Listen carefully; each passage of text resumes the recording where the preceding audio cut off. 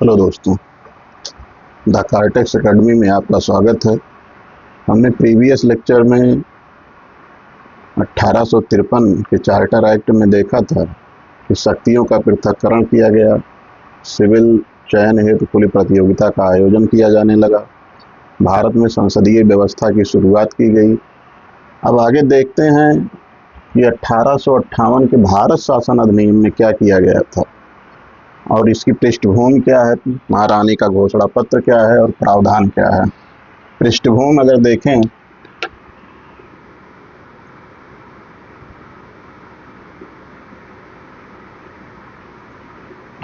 तो कंपनी 1757 से लेके और 1857 तक 100 साल में राजनीतिक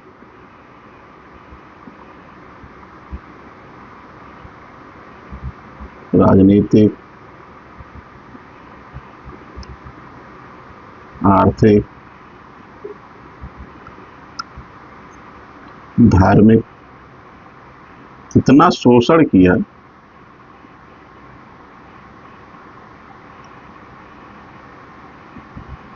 कि जनता में विद्रोह की भावना पनप गई।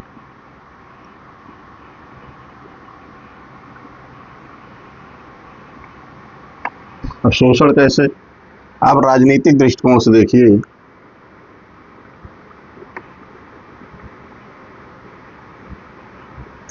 साम्राज्यवादी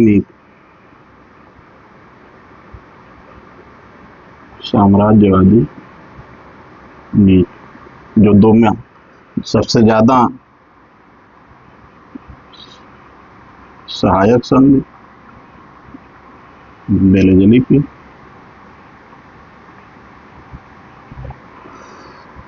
हड़प नीति,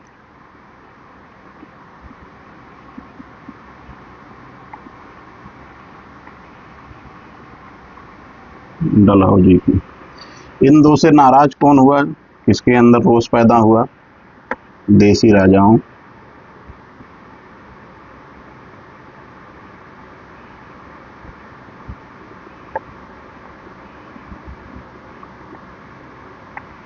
रियासतों में। आर्थिक शोषण कैसे? आर्थिक शोषण जिसमें सबसे ज्यादा किसान शोषित हुए। कैसे? अस्थाई बंदोबस्त,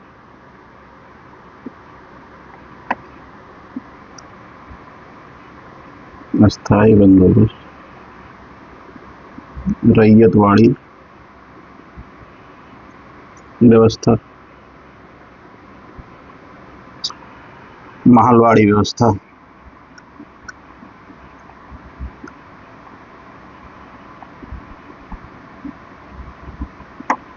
इस माध्यम से किसानों का अवशोषण किया गया।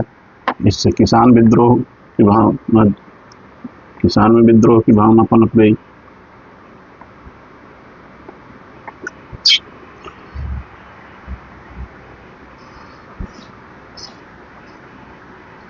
पारंपरिक उद्योगों का विनाश,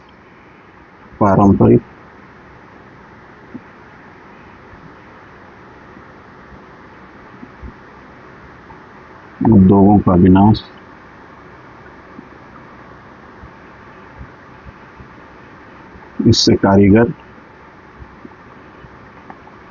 में विद्रोह की भावना। इन सब कारणों से जो पूरी जनता में रोष पैदा हुआ वो एक विस्फोट के रूप में आया 1857 में। 1857 की क्रांति जब आप इतिहास में पढ़ेंगे तो ब्रिटिश सरकार की बुनियाद हिल गई। ब्रिटिश संसद को ये लगने लगा कि अब भारत में शासन करना बड़ा कठिन काम है। पूरी कंपनी को दिया गया अधिकार, जो शासन करने का अधिकार दिया गया था, वो पूरी मशीनरी फेल हो गई और ये लगने लगा ब्रिटिश संसद को कि अब भारत को छोड़ना पड़ेगा।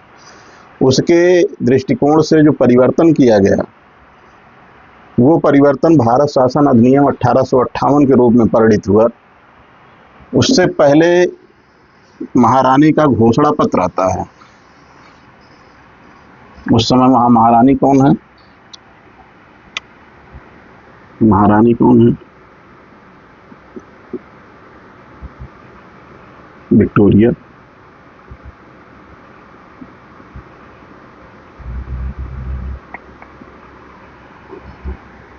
यहाँ गवर्नर जनरल कौन है?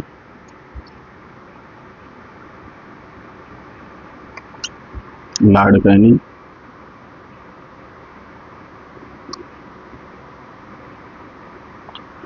महारानी विक्टोरिया अपना घोषणा पत्र जारी करती हैं कि भारत में अब क्या क्या नहीं होगा। क्या क्या नहीं होगा मतलब वही समाधान करने का प्रयास किया जाएगा जो यहाँ समस्या है।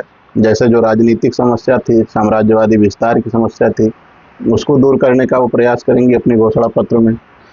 किसानों की जो समस्या थी उसको दूर करने का प्रयास करेंगे। जो धार्मिक समस्या के रूप में एक थी कि 1813 में जब मिशनरियाँ आई तो वो धर्म के प्रचार के साथ साथ धर्मांतरण का भी काम करती थीं। जो आदिवासियों पे जिसका ज़्यादा प्रभाव था, वहाँ भी विद्रोह की भावना थी, तो वहाँ भी वो सुधार करने का प्रयास करेंगे। तो महारानी विक्टोरिया का घोषणा पत्र आता है 1 नवंबर 1858 में। लॉर्ड कैनिंग पढ़ता है।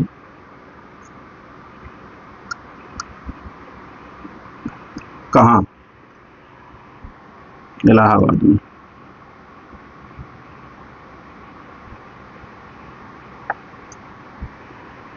आज भी है मिंटो पार्क जहाँ पढ़ के सुनाया गया था कि महारानी क्या चाहती हैं। महारानी पहले ये चाहती थी कि साम्राज्यवादी नीति को त्याग दिया जाए, समाप्त कर दें साम्राज्यवादी नीति।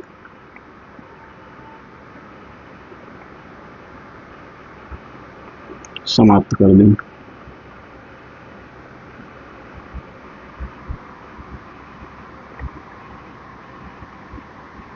हड़प नीति समाप्त। दूसरा क्या किया गया? जो राजा रियासत रोष्ट थे, जिनमें आक्रोश था, उन कहा गया कि सभी देसी रियासतों को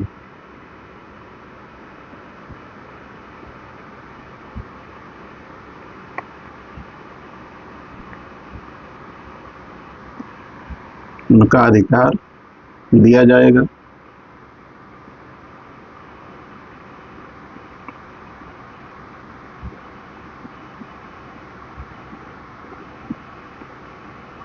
एवं उनका सम्मान किया जाएगा।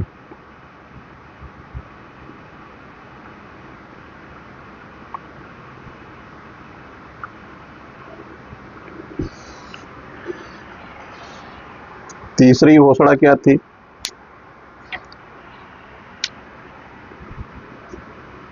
तीसरी घोषणा ये थी कि धार्मिक स्वतंत्रता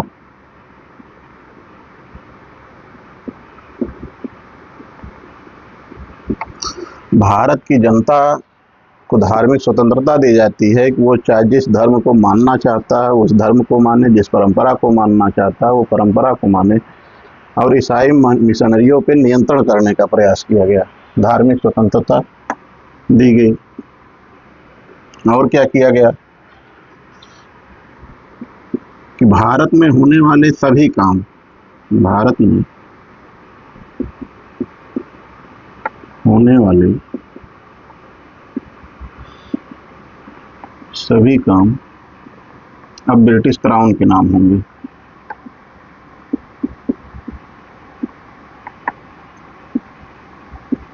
ब्रिटिश क्राउन के नाम होंगे।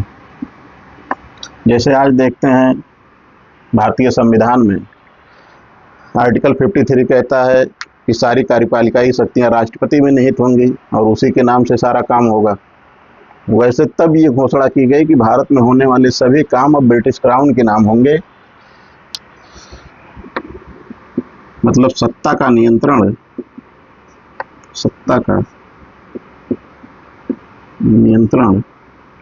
अब कहाँ है? ब्रिटिश क्राउन में।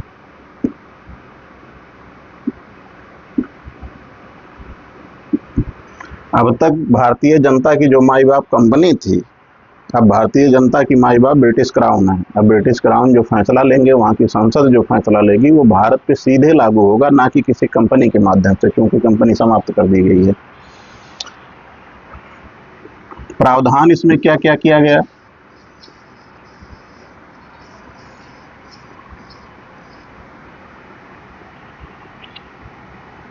पहला प्रावधान तो ये था कि कंपनी का द्वैध शासन समाप्त कर दिया गया। कंपनी का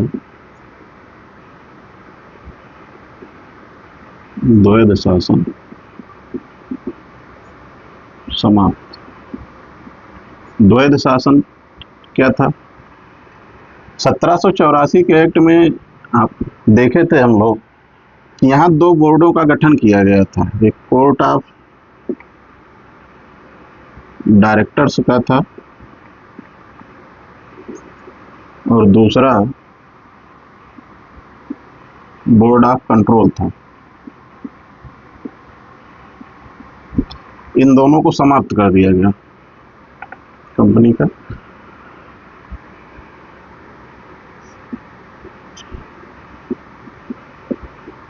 सत्ता ब्रिटिश क्राउन के नियंत्रण में।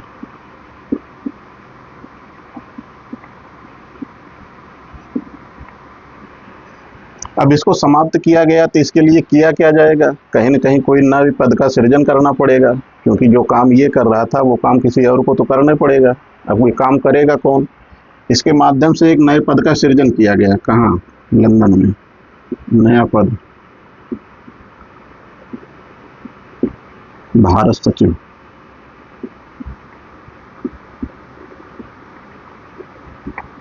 ये नया पद था। भारत के प्रशासनिक व्यवस्था का संपूर्ण नियंत्रण इसी के हाथ में था। भारतीय प्रशासनिक व्यवस्था का, भारतीय प्रशासनिक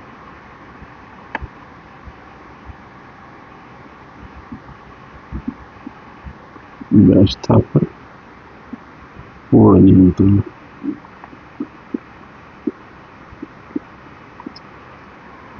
ये होता कौन था? भारत सचिव बनाया किसे जाएगा? ब्रिटिश संसद के कैबिनेट का कोई सदस्य होगा। ब्रिटिश संसद में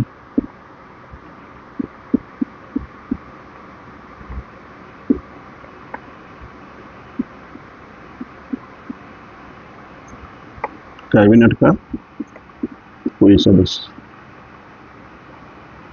अब जहां से बना है उसी के प्रति उत्तरदायी होगा, जिसने बनाया है।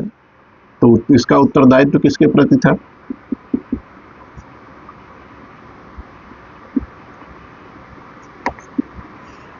ब्रिटिश संसद के प्रति।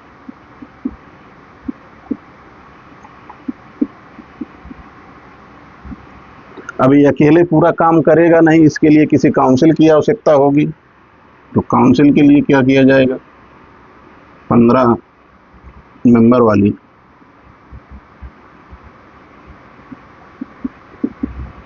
एक काउंसिल का गठन।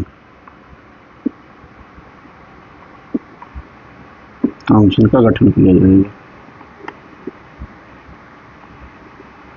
अब अगर प्रशासनिक नियंत्रण पूरा भारत सचिव के हाथ में है, ब्रिटिश संसद के कैबिनेट का सदस्य है, उत्तरदायित्व ब्रिटिश संसद के प्रति है, बैठा है लंदन में और 15 मेंबर वाली काउंसिल उसका साथ दे रही, तो भारत में कौन होगा? भारत में कौन होगा जो यहाँ लागू करेगा? अब गवर्नर जनरल का जो पद था, गवर्नर जनरल का जो पद था, इस पद को बदलकर वायसराय कर दिया गया।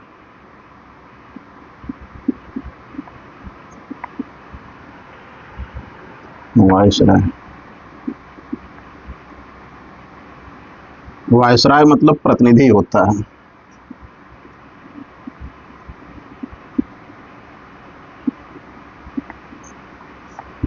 प्रतिनिधि एकदम वैसे जैसे आज के राजनीति में देखते होंगे, कोई विधायक का प्रतिनिधि होता है, कोई मेयर का प्रतिनिधि होता है, कोई प्रधान का प्रतिनिधि होता है, वैसे ही वायसराय प्रतिनिधि है किसका? ब्रिटिश क्राउन का।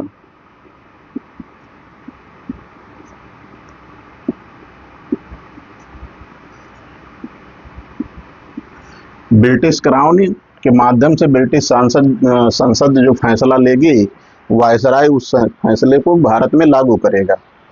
पहला वायसराय कौन बना?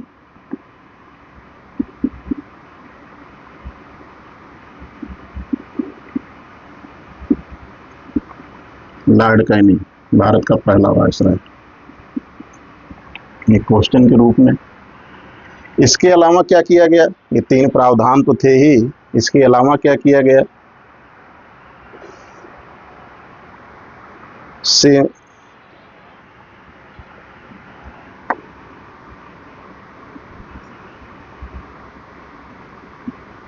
सेनाओं का पुनर्गठन कर दिया गया।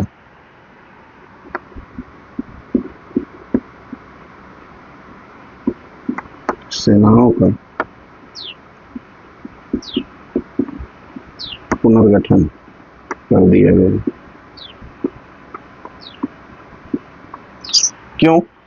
कारण ये था कि 1857 की क्रांति में जो भारतीय सेना थी ब्रिटिश रेजिमेंटों में, वो विद्रोह में ज़्यादा भागीदारी की थी। तो ब्रिटिश सरकार को ये लगा कि अगर ये ज़्यादा रहेंगे तो दोबारा भी ये क्रांति कर सकते हैं या विद्रोह कर सकते हैं, इसलिए यूरोपीय सैनिकों को बढ़ा दिया गया और भारतीय सैनिकों को कम कर दिया गया। कैसे?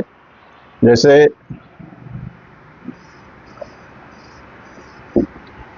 3 प्रेसिडेंसी हैं,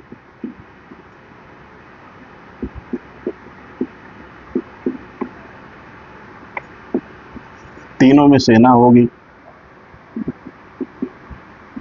बंगाल, मद्रास, बॉम्बे। कम करके क्या किया गया? कम करके ये किया गया कि बंगाल में एक यूरोपीय सैनिक पर, यूरोपीय प्लस भारतीय, इसका जो रेशियो रखा गया,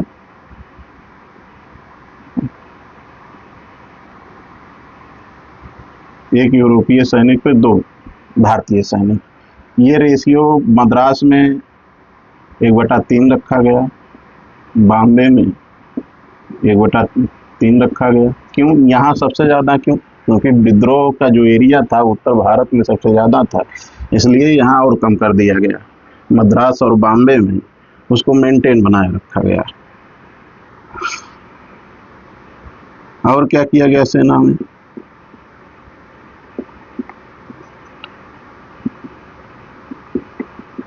जाति आधारित बंटवारा।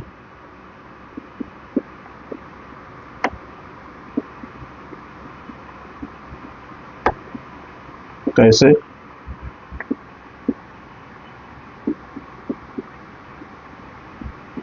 सिख रेजिमेंट,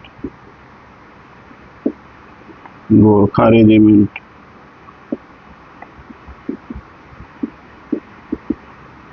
इससे क्या होता कि जब जातियों में, पूरी सेना जातियों में बटी रहती कि ये सिख हैं, ये गोरखा है या कोई और है, तो एक उसमें राष्ट्रीयता की भावना आना कम हो जाता और वो अपना अपना काम करते, एक दूसरे का साथ ना देते जो है।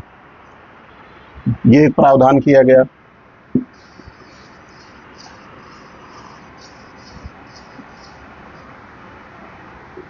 लेकिन भारत में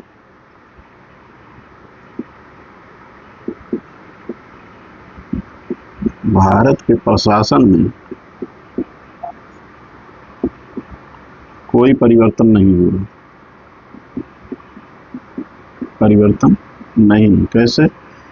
यहाँ की व्यवस्था में, इस अधिनियम ने यहाँ की व्यवस्था में कोई परिवर्तन नहीं किया था। इसने जो परिवर्तन किया था वो प्रशासनिक मशीनरी में परिवर्तन किया था। प्रशासनिक मशीनरी में परिवर्तन किया था। मतलब एक कहावत है कि लाश नहीं कफन बदली जाई है, तो लाश वही है, कफन सिर्फ बदली गई है। अब तक शासन कंपनी कर रही थी, अब राजा करेंगे। जनता जैसे थी वैसे है, वैसे ही उसका शोषण होगा आगे भी।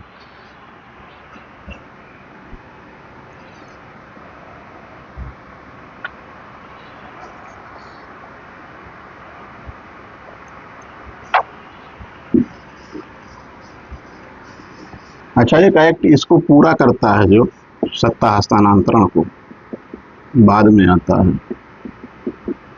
हस्तांतरण को कंप्लीट करता है, वो है रॉयल टाइटल, शाही उपाधि अधिनियम।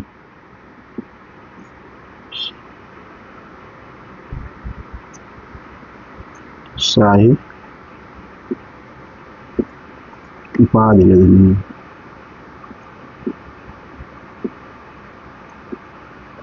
1876। इसमें क्या किया गया था? दिल्ली दरबार का आयोजन होता है,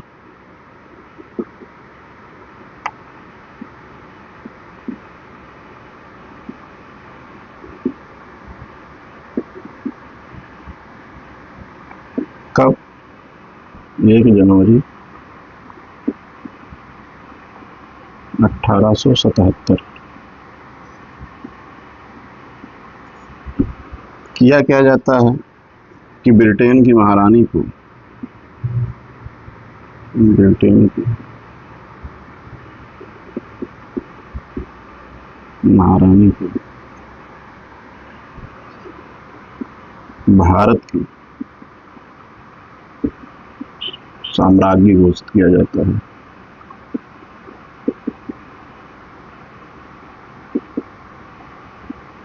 घोषित किया जाता है। अब ये वैधानिक रूप से भारत की महारानी हो गई, इम्प्रेस ऑफ इंडिया।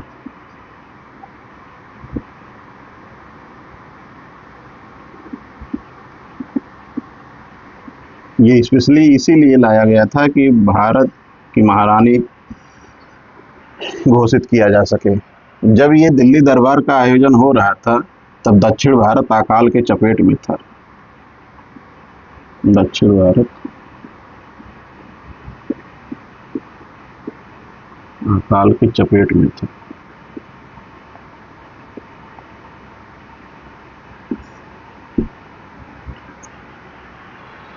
मतलब इस अधिनियम में क्या क्या हुआ? पहला तो ये कि सत्ता का हस्तांतरण हुआ। कहाँ हुआ? पहले कंपनी शासन करते थे, अब ब्रिटिश की महारानी शासन करेंगी। जो कुछ नियम कानून आएंगे उनके लिए आएंगे। कंपनी के द्वैध शासन को समाप्त कर दिया गया। Court of director, board of control दोनों को खत्म करके एक नए पद का सृजन किया गया जिसे भारत सचिव कहा गया। भारत सचिव कहाँ का रहेगा? लंदन में। पूरी प्रशासनिक व्यवस्था का नियंत्रण उसके हाथ में रहेगा। उसकी सहायता के लिए 15 सदस्यीय काउंसिल का गठन किया जाता है। उसका जो उत्तरदायित्व होगा वो ब्रिटिश संसद के प्रति होगा। भारत में उसको लागू कौन करेगा? वायसराय। वायसराय कौन है? ब्रिटिश क्राउन का प्रतिनिधि है और वही सब कुछ यहाँ व्यवस्था चलाएगा और वहाँ के नियम कानून को लागू करेगा। ब्रिटेन की महारानी को भारत की साम्राज्ञी घोषित किया गया। किससे? रॉयल टाइटल एक्ट 1876 से। दिल्ली दरबार का आयोजन कब? 1 जनवरी 1877 को, जिस समय दक्षिण भारत अकाल के चपेट में था। उस समय दिल्ली दरबार का आयोजन करके समारोह मनाया जा रहा था और ये कहा जा रहा था कि भारत शासन अधिनियम 1858 का जो अधिनियम है वो भारत को अच्छा करने के लिए, भारत में अच्छा शासन करने के लिए लाया गया है। इसके बाद 1861 का अधिनियम आएगा, उसमें भी आप देखेंगे कि चीज़ों को बदला जाता है, बहुत सारे प्रावधान जोड़े जाते हैं, भारतीयों को प्रतिनिधित्व दिया जाता है। लेकिन कुल मिला जुला के रहता वही है कि शोषण का काम चलता रहता है लेकिन माध्यम बदल जाता है। अब अगला अधिनियम हम लोग देखेंगे, भारत शासन अधिनियम 1861। तब तक के लिए नमस्कार, मिलते हैं अगले लेक्चर में।